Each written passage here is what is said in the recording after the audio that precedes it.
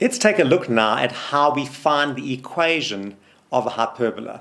This is a lot easier than sketching. So the typical question you'll get here is you'll be given a graph and it will be sketched already.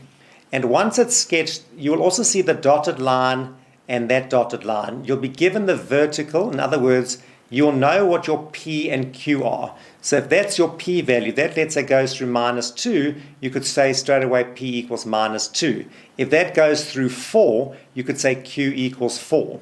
So you identify your P and your Q, and then somewhere along the line you'll be given another point. You'll be given a point on the graph which we're going to label X and Y. So step 1, we're going to substitute our X and Y and our P and our Q into our equation, and that will solve us the value of A. Step 2, we're going to substitute our A and our P and our Q back into our equation, and that will be the end of the question. So let's go and see how this works. If we look at this particular graph, what I want to do straight away is write down what is P, what is Q, what is X, and what is Y. Well, the P and the Q are just your vertical and horizontal lines. I see it says -2 there, so P is -2. This says Y equals 6 if you can read it, so therefore your Q equals 6. And then your point given on the graph is 1, 9. X is 1, Y is 9, so X 1 and Y 9. All we now do is you write the equation. Y equals A over X minus P plus Q. And all we're going to substitute is the values we know. The Y value is given as 9 equals A we don't know.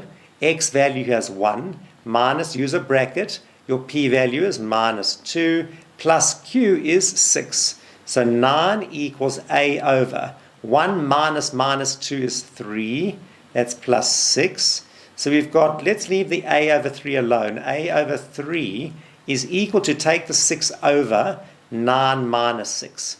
So what have you got? You've got 9 minus 6, which is 3. 3 equals A over 3. Let's cross multiply. 3 times 3 is 9 equals, that you can say over 1. 8 times 1 is A. So now you know your A.